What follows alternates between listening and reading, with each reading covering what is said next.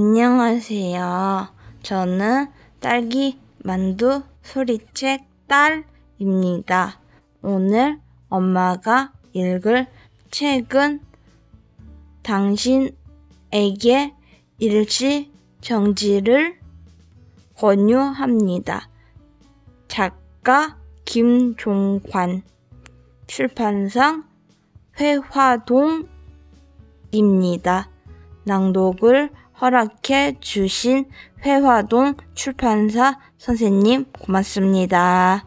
듣고 계신 이모, 삼촌 감사합니다. 사랑하고 축복합니다. 또 만나요. 구독, 좋아요 누르셨죠?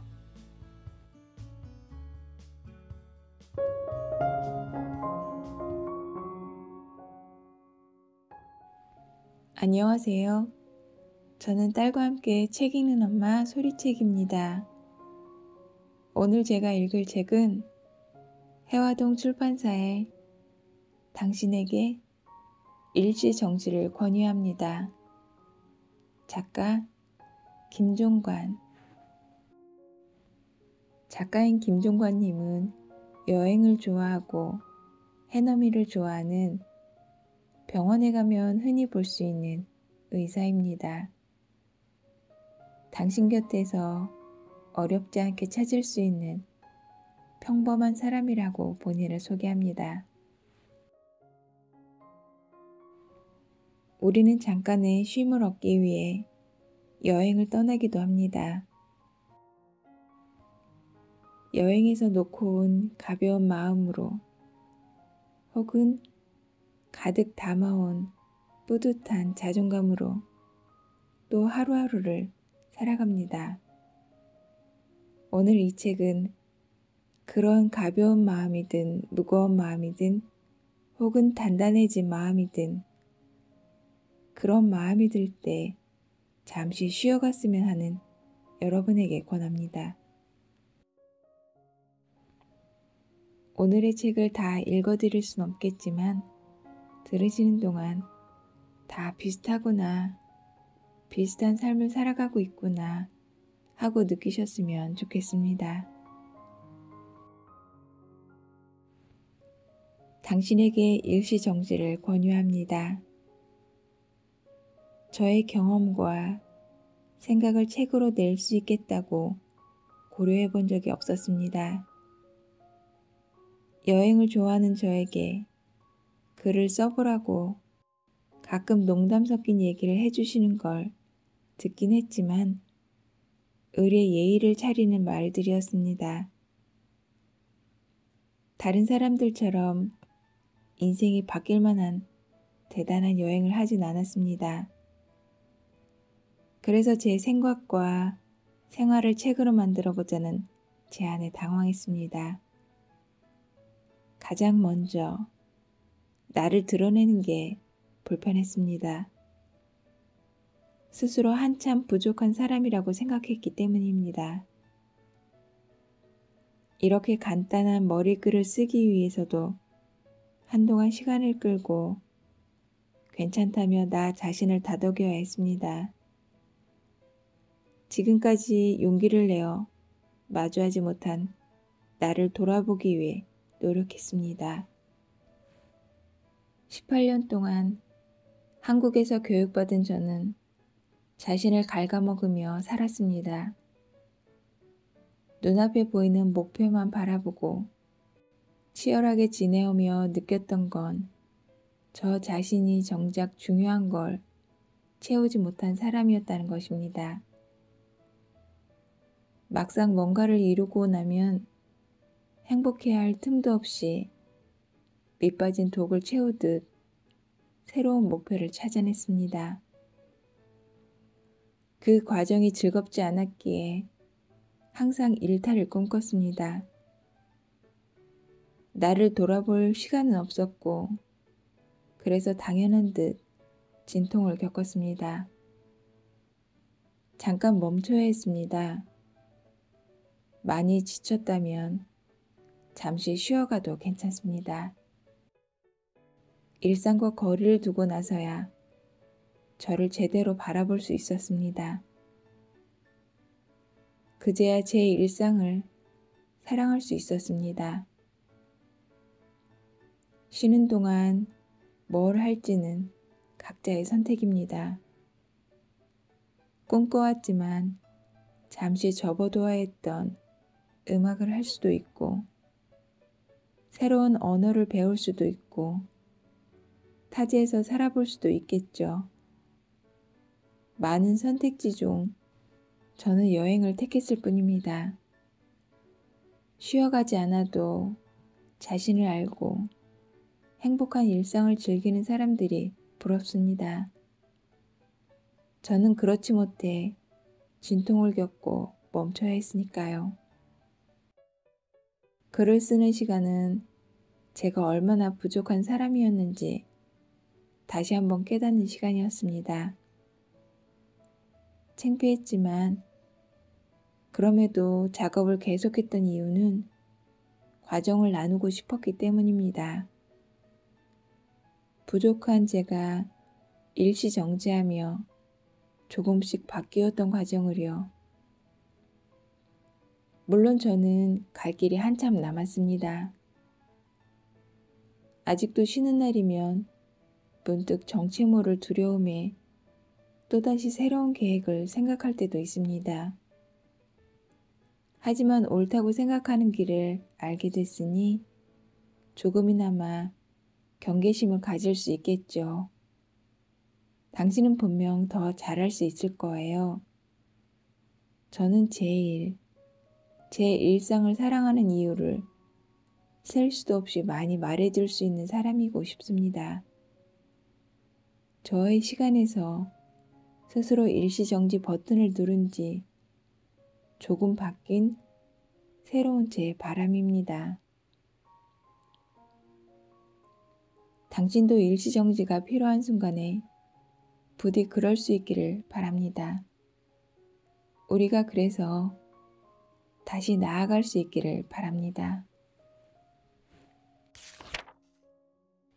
1장 일시정지 전. 성실하지 않은 의사. 나는 성실하지 않은 의사였다. 병원 생활은 역동과 희망이 가득한 의학 드라마가 아니었다. 무료한 일상, 해가 바뀌어도 되풀이되는 생활. 내게 병원은 그런 곳이었다. 전공의 시절 주당 120시간 넘게 근무했지만 이는 명시된 것이었을 뿐 꽤 많은 동료가 시간을 넘겨 근무했다. 모든 환자를 파악하기 턱없이 부족했기 때문이다. 내 동료들은 책임감으로 성실하게 일했다. 같은 공간에서 생활했음에도 나는 더 이상 못하겠다 툴툴대며 서둘러 병원을 나오곤 했다. 내가 갖추어야 할 성실과 책임감의 미덕을 모를 때였다. 일과는 아침 6시쯤 시작한다. 응급실에서 새롭게 입원한 환자가 있는지, 밤사이 응급 환자가 생기지는 않았는지, 그리고 아침 일찍 급히 처리해야 할 일은 없는지 확인한다. 그리고는 차트를 한 명씩 간단히 확인하고 명단을 뽑은 후 회진을 돈다. 어디 내다 놓기도 창피한 부수수한 모습을 하고선 밤동안 별일 없으셨어요? 오늘 통증은 좀 나아졌나요? 숨 쉬는 건 어때요? 따위의 간단한 질문을 하고 환자의 상태를 급히 파악한다. 이후 오늘 해야 할 검사, 앞으로의 치료 계획 등을 생각해두고 곧 있을 교수님의 아침 회진을 준비한다. 교수님이 도착해 컴퓨터 앞에 앉으면 환자 상태에 대한 간단한 프레젠테이션을 하고 치료 계획 등을 상의한다. A 환자는 타원에서 췌장염으로 치료받던 중 췌장 머리에 2cm 크기의 덩어리가 관찰되어 검사위에 입원했습니다. CT, MRI 시행했고 오늘 조직검사 예정입니다. 그래, 오늘 조직검사 진행해. 이런 식으로 앞으로의 진단 계획을 세우거나 B 환자, 오늘 상태 어때? 열은 다 떨어졌고 염증 수치 호전 중이며 통증도 거의 없습니다. 퇴원 준비하겠습니다. 이렇게 환자의 상태를 보고하고 앞으로의 치료 계획을 세운다. 엄격한 교수님 파트에 배정되기라도 하면 이 시간이 아주 고역이었다. 환자의 세세한 정보를 정확하게 기억해내고 갑작스레 튀어나오는 질문에 즉각 대답해야 했다. 그래서 A 환자는 다른 병원에서 스테로이드 투약을 얼마나 했어? 최근 혈압 검사에서 종양 수치는 얼마나 돼? 제대로 파악하지 못한 질문이 연이어 나오면 분위기가 싸해진다. 잠깐 공포스러운 침묵의 시간이 흐르고 이내 병동이 떠나갈 듯한 고성이 들려오곤 했다. 분위기에 눌려 말을 더듬거리거나 머리가 하얘지는 경우도 많았다. 때문에 아예 회진용 프레젠테이션 대본을 만들어 교수님이 오면 줄줄 읽는 경우도 있었다. 이 시기에 몇몇 동료는 불면증과 반복적인 위통을 호소하곤 했다. 테이블 미팅을 마친 후 교수님을 모시고 아침에 봤던 내 환자들의 회진을 다시 한번 돈다. 환자들이 교수님께 내가 아침에 보고한 그대로 말해주기를 바라며 그러나 통증이 어제보다 더 심해졌어요. 아파 죽겠는데 저 선생님이 아무것도 안 해줬어요. 대체 어떤 녀석이 아픈 환자에게 아무것도 안 해준다는 말인가? 저 선생님이 누구인지 색출하려 뒤를 돌아보지만 아무도 없다. 저 선생님은 나를 가리키는 단어임이 틀림없다. 밤새 괜찮다고 했잖아요. 도대체 나한테 왜 그래요? 억울한 눈빛을 날려보지만 소용없다. 이미 분위기는 다시 한번 싸해졌다. 그럴 때면 나는 뒤에서 교수님의 차가운 눈초리를 받고 삐질삐질 땀을 흘렸다. 물론 내가 바쁘다는 핑계로 환자의 말을 끝까지 안 듣고 나와서 이런 일이 생겼지만 회진이 끝나고 나면 오늘 투여할 약제를 변경하거나 새로운 검사를 처방한다. 가끔은 검사실에 전화해 급히 스케줄을 잡아달라며 사정하기도 한다. 검사가 빨리 안 잡히면 교수님께 너는 뭐 하는 놈이냐며 또 한 소리 들을 상황이다. 정말 급해서 그런데 이 환자 MRI 검사 좀 빠른 날짜로 넣어줄 수 없나요? 저희도 빨리 해드리고 싶은데 정말 빈 시간이 없어요. 제발 부탁드릴게요. 환자가 급하게 시술을 해야 하는데. 에휴, 일단 좀 기다려보세요. 메모해놓고 취소되는 환자가 있으면 넣어드릴게요. 꼭 좀 부탁드립니다. 저 쫓겨날지도 몰라요. 주먹구구식으로 급한 일을 끝내고 평균 30명 전후 환자들의 상태를 전자차트에 기록. 다음날 환자의 식사, 검사, 약물 처방을 한다. 그러다 보면 시간은 훌쩍 흘러 새로운 환자가 병동으로 찾아오고 입원 수속을 진행한다. 그들의 차트를 작성하고 처방을 마치면 정규 일과는 끝난다. 그 와중에 응급 환자라도 생기면 경험이 부족한 나는 가슴이 두근거린다. 내 파트에 배정된 상급 연차가 있다면 도움을 받을 수 있었지만 도와줄 사람이 없다면 지나가는 이라도 붙잡고 SOS를 날려야 했다. 오죽하면 아무 상관없는 중환자실 주치의 선생님께 전화해 도움을 요청한 일도 있었다. 선생님, 혹시 통화 가능하세요? 바쁘신 와중에 정말 죄송합니다. 잘하네. 지금 바빠요. 죄송하면 이만 끊을게요. 잠깐만요. 그게 아니라 환자 소변량이 줄고 산소 요구량이 빠르게 늘어나는데 파악이 잘 안 돼서 전화드렸어요. 응? ICU 자리 만들어 달라고 이쪽으로 전화한 거예요? 말기암 환자라 중환자실 계획은 없는데 배정된 치프 선생님은 없고 환자 파악은 너무 어렵고 물어볼 데가 없어서 선생님께 연락드려 봅니다. 죄송합니다. 더 말해봐요. 아는 것도 없으면서 뻔뻔하게 아무나 붙잡고 질문은 잘했다. 그때 나는 입만 열면 죄송했다.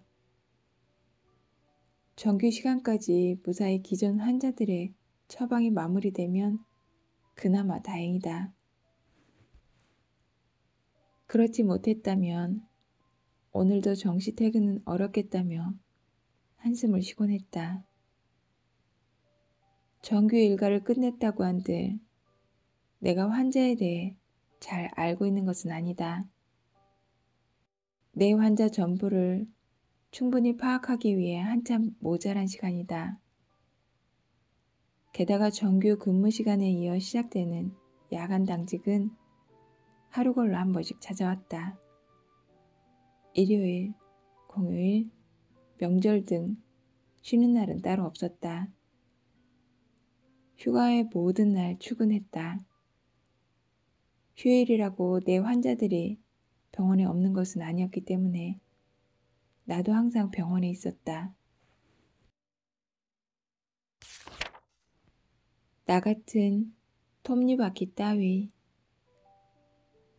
나는 항상 마음속에 다른 세계로의 동경을 품고 살았다. 답답한 병원을 떠나고 싶었다. 현대에 들어서며 의료 서비스의 표준화가 빠르게 진행되었다. 증상에서 진단에 이르기까지 플로우 차트가 정리되고 질병에 따른 치료 가이드라인이 명확하게 만들어졌다. 특히 우리나라처럼 의료보험 체계가 잘 정립된 곳이라면 이론적으로는 어디서든 일정 수준 이상의 치료를 받을 수 있다. 이를테면 폐암을 진단받았을 경우 어느 지역이든 동일한 표준 약제를 이용하여 항암 치료를 받을 수 있다. 하지만 표준화가 이루어질수록 개개인 의사가 주체적으로 할 수 있는 일은 한정된다. 내가 해야 할 일이 이미 정해져 있기 때문이다. 최근에는 내가 이 환자를 살렸다라는 다소 낯뜨거운 말을 하기 어렵다. 환자의 호전은 의사 혼자 이뤄낸 일이 아니다. 여태껏 많은 사람의 노력과 희생으로 쌓여온 의학의 발전이며 잘 정리된 의료 시스템, 그리고 각 분야에서 최선을 다하는 팀이 이뤄낸 결과이다. 반면 내 의견이 반영될 기회가 많지 않기 때문에 일을 하며 큰 보람을 느끼기는 어려웠다. 더군다나 수련 중이었던 나는 상급자의 지시만 받고 일을 할 때가 많았다. 이렇게 큰 대형 병원에서 나 같은 톱니바퀴 따위 대체 가능한 의사는 얼마든지 많다는 사실도 잘 알고 있었다. 병원 생활이 답답했다. 무언가에 억눌려 있었다. 특별할 일 없는 무료한 일상을 보낸다고 느끼기 일쑤였다. 지금 생각해보면 현재에 만족하지 못했을 뿐인데 말이다. 그래서인지 휴가를 내면 항상 어디론가 떠나곤 했다. 병원만 아니면 어디든 괜찮겠지라고 생각하며 일상이 되었다는 이유만으로 의사로 일할 수 있는 행복을 잃어버린 지 오래였다. 새로울 것 없는 나날이 싫다며 여느 직장인처럼 얼마 되지 않은 휴가만 기다리며 지도를 펼쳐놓고 계획을 세웠다. 한기가 몰아치는 극지로 열사의 사막으로 떠나고 싶었다. 직업의식, 성실함, 사명감 따위에 가치가 들어올 마음속 공간은 없었다. 겉멋이 들어서인지 다른 사람들이 쉽게 가지 못한 곳에서 내가 더 특별해진 듯한 기분을 느꼈다. 쓸데없이 가슴이 벅찼다. 그래서 힘이 들어도 조금 더 외딴 곳, 아직 발길이 많이 닿지 않은 곳들을 찾았다. 동기들은 이번 휴가엔 또 어디로 나가? 라고 별 생각 없이 말을 걸었다가 원치 않게도 자랑 섞인 내 여행 얘기를 한참 들어야만 했다. 이번엔 짐바브웨를 갈 계획인데 말이지. 세계 3대 폭포 중 하나라는 빅토리아 폭포도 있고 시바 여행의 궁전이었다는 유적도 있고 이것 좀 봐봐. 사진도 보여줄게. 시바? 그래. 시바 괜히 물어봤네. 친구는 별로 궁금하지도 않은 얘기를 들어주느라 괴로워했다. 부끄럽게도 그땐 내 여행을 과시하고 싶었다. 동시에 보통날에 지쳐 떠나고 싶은 간절한 마음이기도 했다.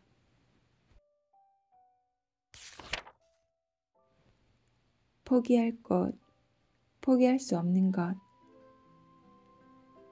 병원 생활은 내 부족함을 깨닫는 시간이었다. 전공의 생활을 시작한 지 얼마 지나지 않아 나는 피할 수 없는 죽음을 꽤 보게 되었다. 돌이켜보면 가장 먼저 떠오르는 여자 환자가 있다. 이유는 순전히 그녀가 나와 같은 나이였기 때문이다. 동갑이었던 환자에게 감정의 동요를 느꼈던 나는 보호자의 얘기를 귀 기울여 듣곤 했다. 딸을 극진히 간호하던 어머니는 나를 붙잡고 환자의 사정을 한참 하소연했고 병실 앞에서 이 얘기를 들어주는 일이 어느새 일과 중 한 부분이 되었다. 기구하다는 말로도 표현할 수 없는 사연. 나는 어떤 위로의 말도 하지 못하고 그저 들을 수밖에 없었다. 홀어머니와 어린 동생들이 같이 지내던 환자의 가정은 형편이 넉넉지 못했다. 시간이 지나도 사정은 나아지지 않았고 환자는 학원 선생님으로 일하며 가정의 모든 경제 부담을 홀로 등에 지고 생활했다. 본인이 하고 싶은 일은 참았다. 연애나 결혼은 사치라며 항상 자신을 희생하고 가족들에게 헌신했다고 한다. 어머니는 그런 딸에게 늘 미안했다. 시간이 지나면 딸이 원하는 걸 마음껏 할 수 있는 날이 올 거라 생각했어요. 가족들 생각은 그만해라 말해주고 싶었어요. 그렇게 해줄 능력이 없는 제가 원망스러웠어요. 그래도 우리 가족은 언젠가 좋은 시간이 온다고 하면서 기다렸어요. 힘들게 지내던 어느 날 환자는 심한 복통을 호소했다. 별일 아니라며 일을 계속했고 도저히 참지 못할 지경이 되어서야 병원을 찾았다. 그리고 대장암을 진단받았다. 그것도 이미 전이를 동반한 말기 상태의 갑작스럽게 시한부 인상을 선고받았지만 환자는 가족들에게 사실을 알리지 않았다. 고통을 혼자 감내하려 했다. 하지만 증상 완화 목적에 대장 절제술을 시행하고 항암 치료를 시작하게 되자 결국 가족들도 이 사실을 알게 되었다. 하늘이 무너지는 것 같았어요. 어머니는 당시의 느낌을 이렇게 표현했다.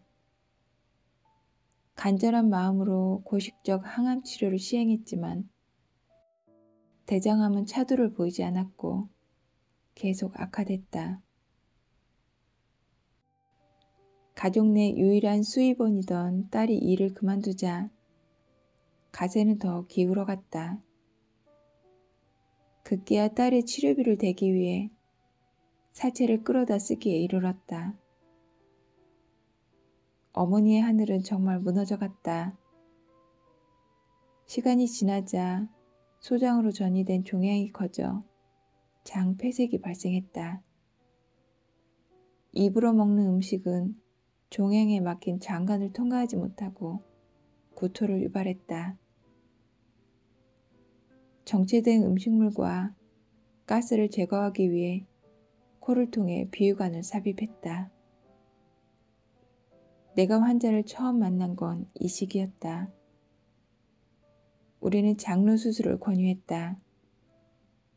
소장을 잘라내어 복벽에 고정을 시키고 이곳으로 배변이 이루어지게 하는 수술이다.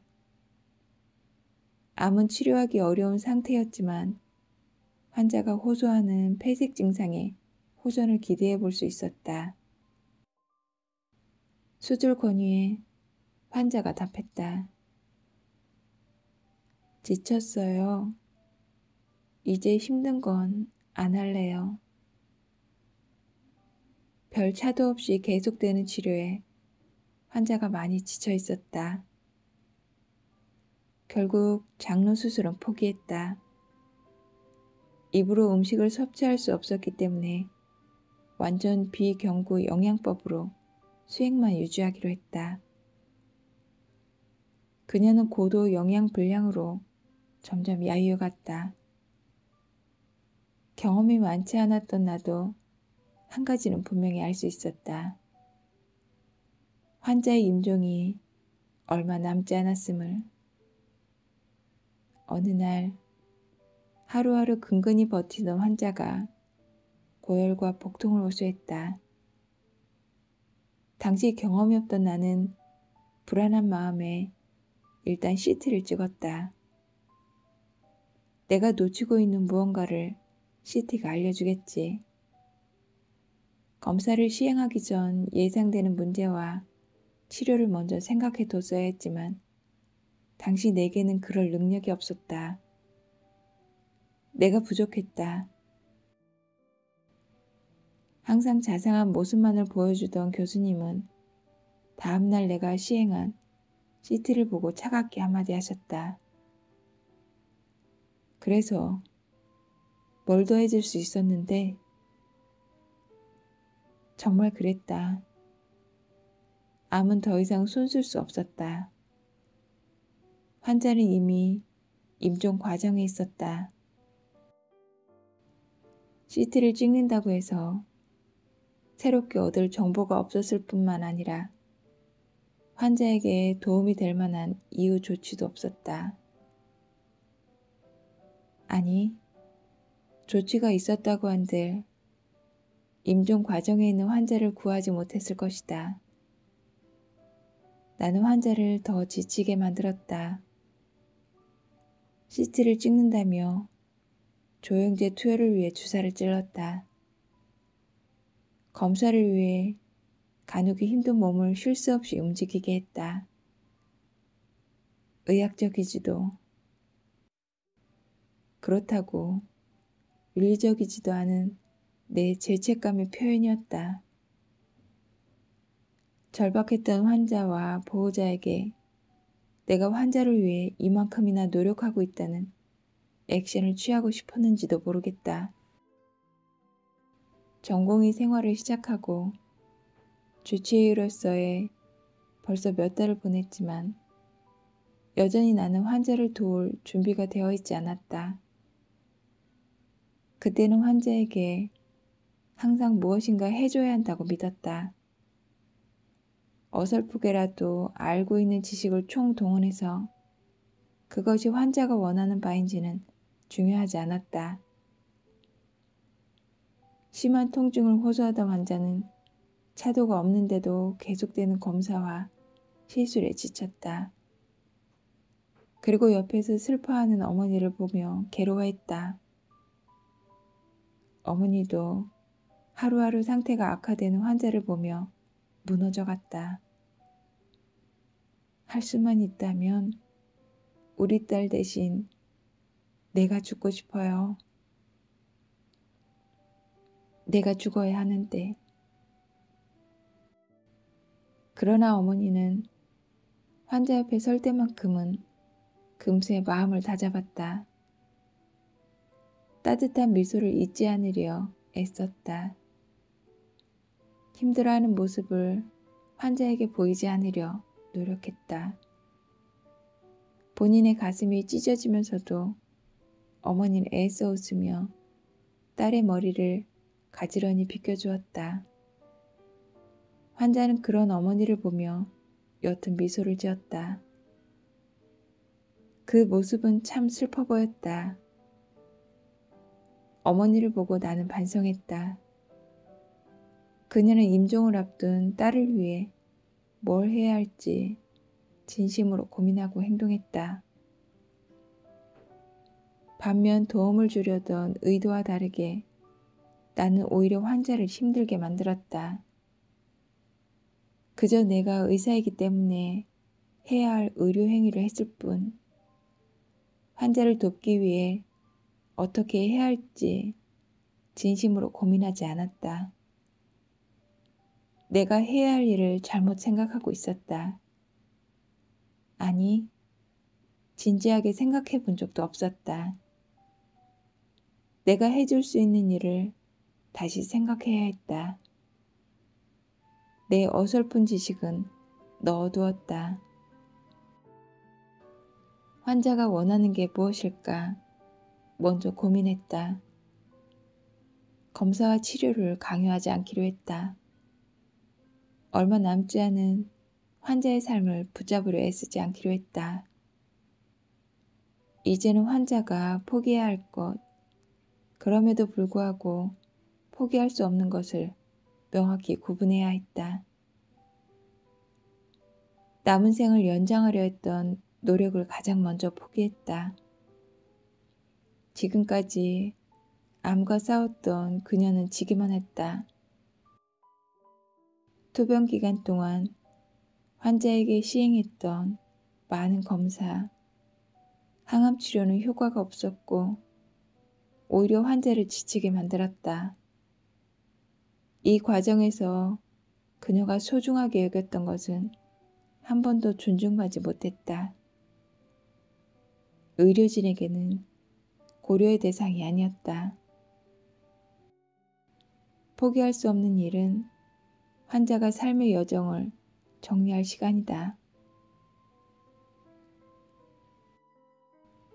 포기해야 할 것에 비해 보잘것없게 느껴질 수 있지만 그녀가 애타게 원하던 시간이었다. 편하게 누워 쉴 수 있는 시간, 생각을 정리하고 가족과 대화할 시간이 필요했다. 앞으로 체열을 포함한 모든 검사는 시행하지 않기로 결정했다. 음식 섭취를 할 수 없던 환자에게 꼭 필요한 비경구 영양제, 통증 조절을 위한 마약성 진통제, 항생제가 치료의 전부였다. 이후 그녀는 엑스레이를 찍는다고 아침부터 여기저기 끌려다니지 않았고 불필요한 체열 반응에 고통스러워하지 않았다.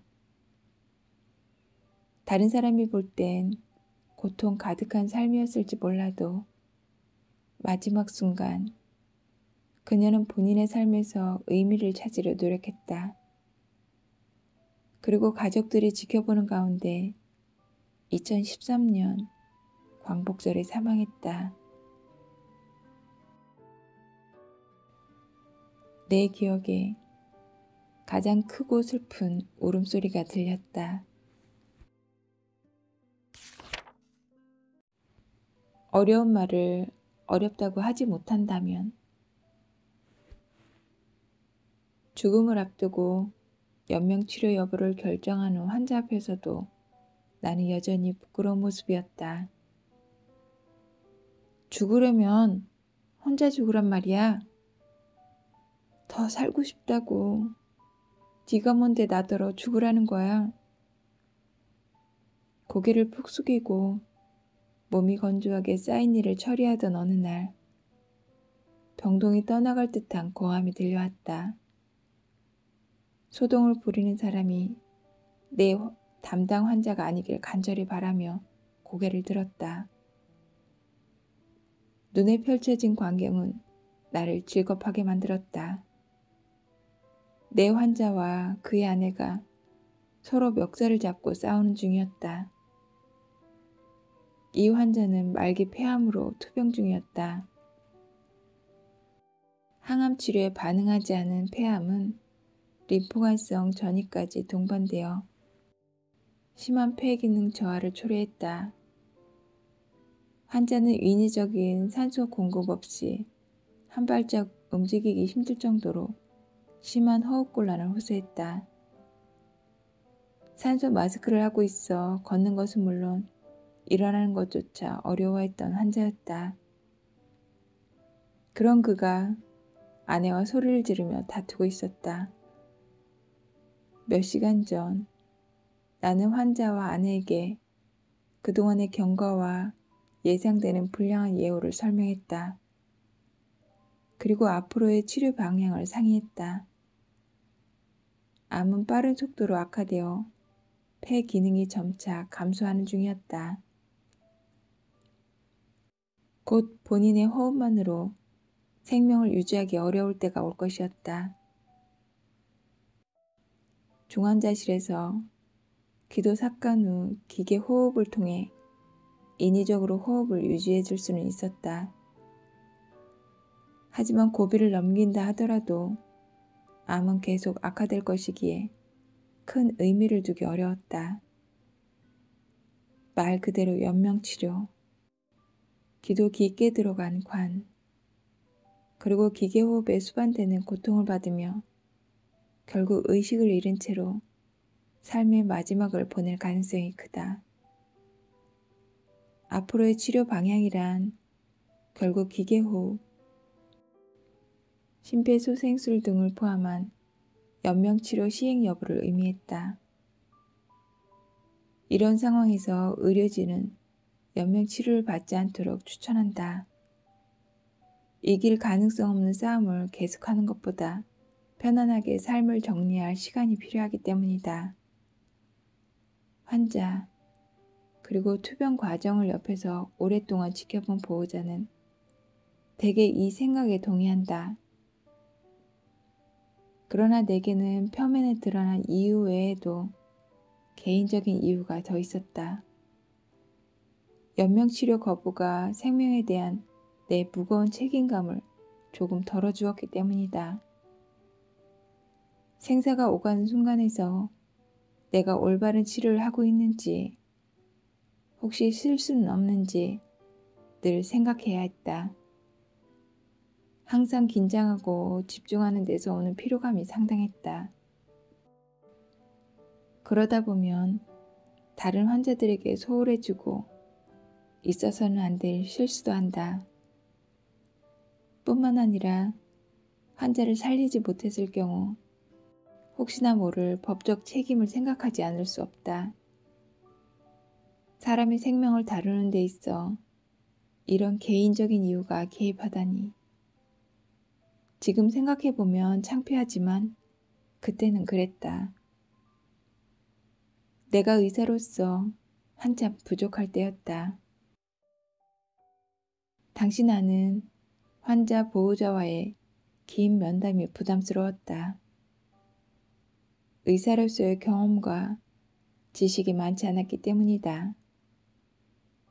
면담이 길어지면 나의 무지가 탄로날 것 같았기에 세세한 질문은 얼버무려 대답하기 일쑤였다. 얼마나 살 수 있을까요? 지금은 알 수 없어요. 그래도 평균적으로 다른 환자들은 얼마나 사는지. 환자마다 다르기 때문에 치료를 해봐야 알 수 있어요. 경과를 봐야 해요. 물론 환자들의 치료 성적은 천차만별이다.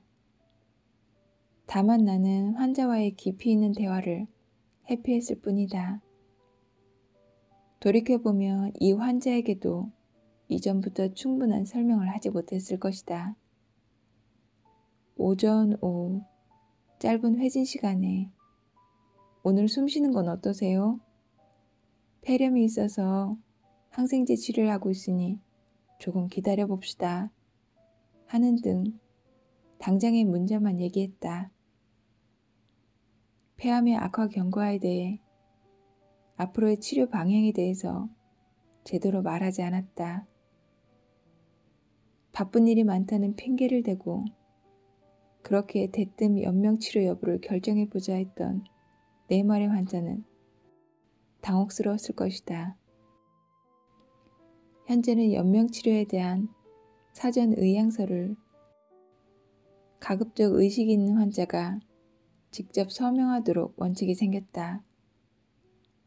하지만 당시에는 이런 논의와 절차가 명확하지 않았다. 대개 임종 상황이 다가와서야 급박하게 보호자에게 심폐소생술을 시행하지 않겠다는 DNR 동의서에 간단한 서명을 받고 절차를 마무리했다. 환자와 아내가 상의할 시간을 달라고 한 후 얼마 지나지 않아 아내 홀로 병실 밖으로 나왔다. 그리고 중환자실 치료는 받지 않겠다는 말과 함께 DNR 동의서에 서명했다. 그날 오후 환자와 아내가 쌍욕을 해대며 싸우기 시작했다. 네가 뭔데 나더러 죽으라는 거야. 이럴 거면 그냥 빨리 죽어. 남은 식구들은 살아야지. 혼자 죽으란 말이야. 상황을 들어보니 동의서에 대한 합의가 이루어지지 않은 상태에서 아내가 서명했다고 한다. 환자에게는 비밀로 하고 고성으로 시작된 다툼은 계속됐다. 결국 환자는 동의서를 되돌려 달라더니 눈앞에서 찢어버렸다. 일단 환자와 보호자를 떨어뜨리고 먼저 보호자와 대화를 나눴다. 나도 이러고 싶지 않아요. 환자가 저렇게 말도 안 되는 고집을 부리는데 어떡해요. 내 직업이 간병인이에요. 말기암 환자 중에 회복된 사람은 한 명도 못 봤어요.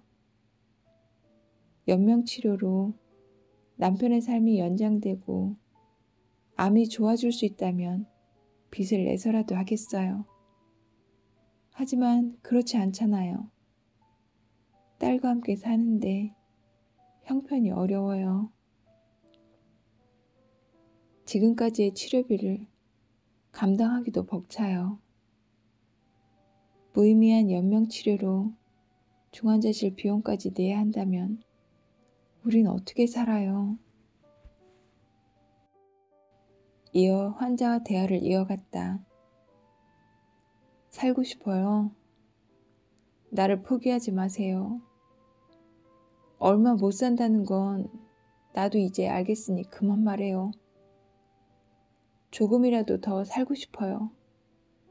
아직 이렇게 갈 수 없으니 모든 치료를 해주세요.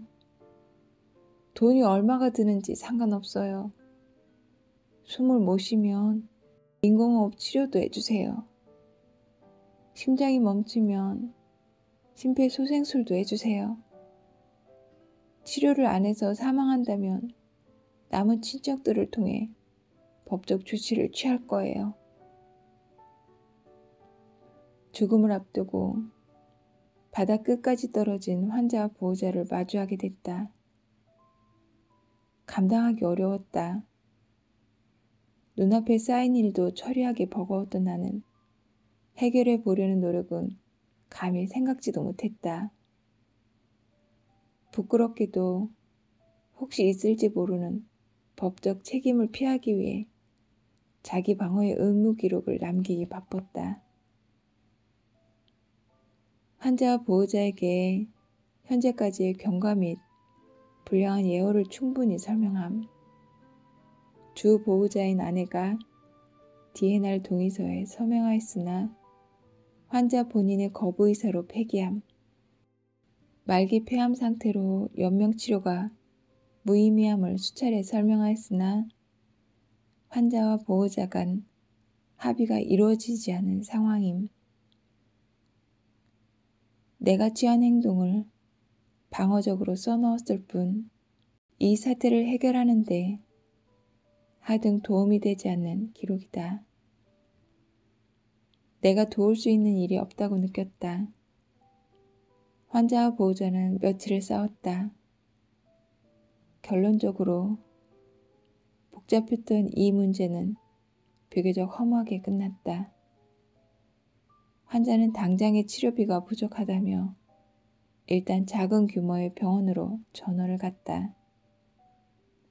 결국 이 문제는 내 손을 떠났다 뿐이지 해결된 게 없었다. 마음은 무거웠지만 당장 내 앞에 감당하기 벅찰 정도로 쌓여있던 일들을 보며 문제거리가 하나 줄었다는 안도감이 들었다. 결론이 나지 않은 연명치료 문제는 또다시 환자와 보호자를 괴롭힐 것이 분명했음에도 부끄러웠다. 나는 당시 환자가 선택한 길이 잘못됐다고 생각했다. 그리고 글을 쓰는 지금도 이 생각은 변함없다. 하지만 돌이켜보면 환자가 이렇게 된 원인 중 하나는 나의 미숙함이었다. 치료는 중요한 문제가 아니었다. 환자는 누구보다 존중받으며 삶을 정리해야 할 시기를 보내는 중이었다. 난 상태가 이 지경에 이를 때까지 한 번도 환자의 현실과 치료의 한계에 대해 말하지 않았다. 누구라도 입 밖에 내기 어려운 말을 내가 아닌 누군가가 설명하겠지라며 무책임하게 덮고 말았다. 그리고 갑작스레 연명치료 여부를 결정하자고 통보했다. 이 상황에서 환자는 당연히 현명한 결정을 내리기 어려웠을 것이다. 나는 악화되기 전부터 천천히 환자가 죽음을 잘 받아들일 수 있도록 도와야 했다. 이 환자에게 해줄 일은 폐렴 치료뿐 아니라 죽음을 준비하도록 돕는 것이었다. 나는 안내자가 되어야 했지만 그러지 못했다. 병에 대한 치료만 어설프게 알고 있었을 뿐 괴로워하는 환자들의 마음은 내 일이 아니라고 생각했다. 환자들이 죽음을 앞두고 있을 때 그들 앞에 있는 내 행동과 마음을 보며 깨달았다. 눈앞에 바로 보이는 일만 할 줄 알았지. 내가 해야 할 일이 무엇인지는 모르고 있었다. 상급자가 내게 정해준 일이 지체되지 않도록 해냈을 뿐. 어떻게 행동해야 할지 고민조차 하지 않았다. 의사로서 능력을 따지기도 전 시작부터 무언가 잘못되어 있었다. 나를 돌아볼 필요가 있었다.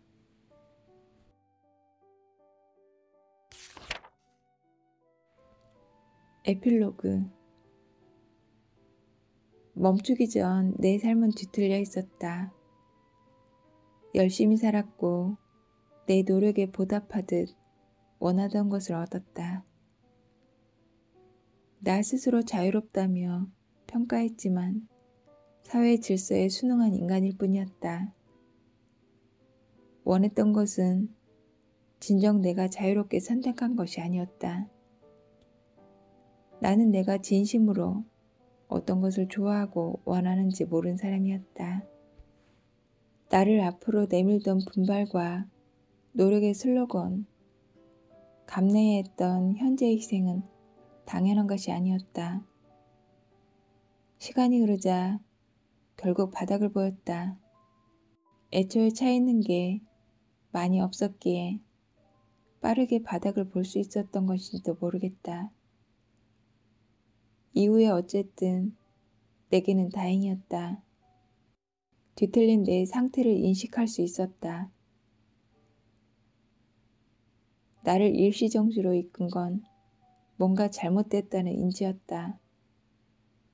기분은 좋지 않았고 진통을 겪었지만 지금 생각해보면 행운이었다. 내 작은 변화의 출발점이 되었으니. 일상을 떠나 행복을 찾으려던 내 시도는 실패했다. 해답은 문제가 발생한 곳에 있었다. 도망친 곳에 낙오는 없었다. 일시정지는 답이 일상에 있으니 알아서 잘 찾아보라고 알려줬을 뿐이다.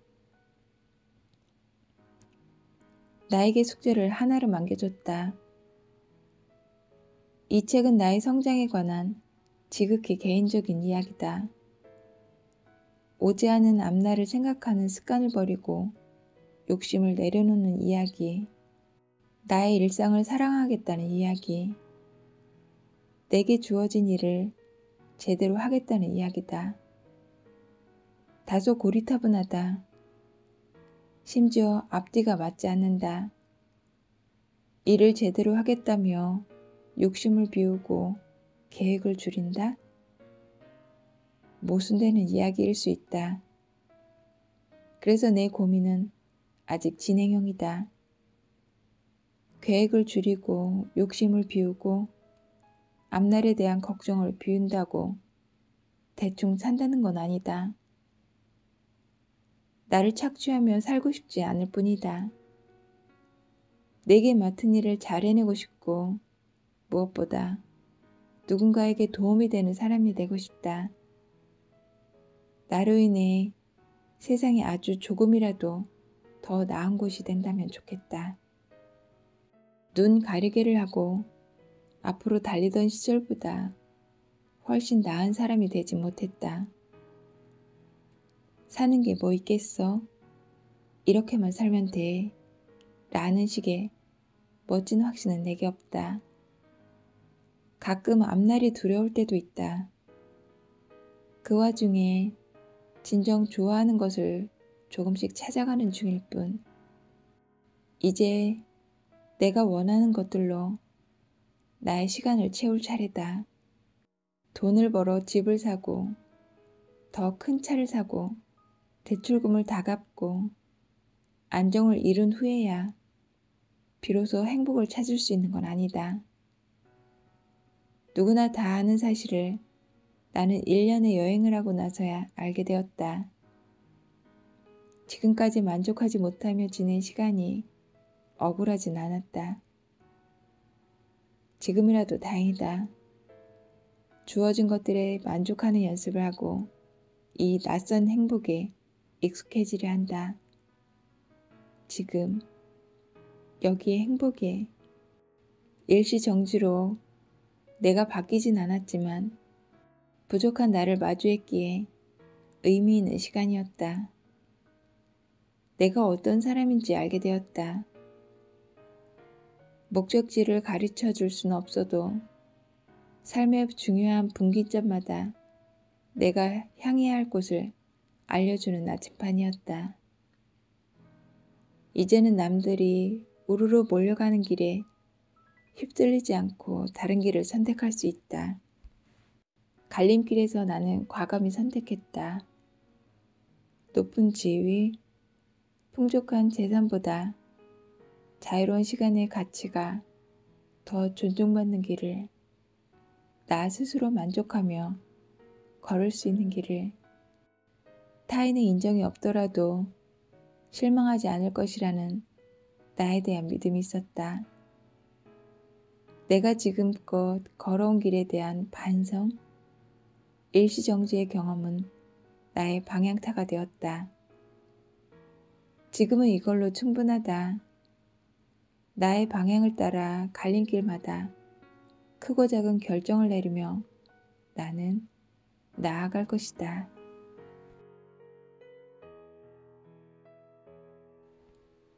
당신에게 일시정지를 권유합니다.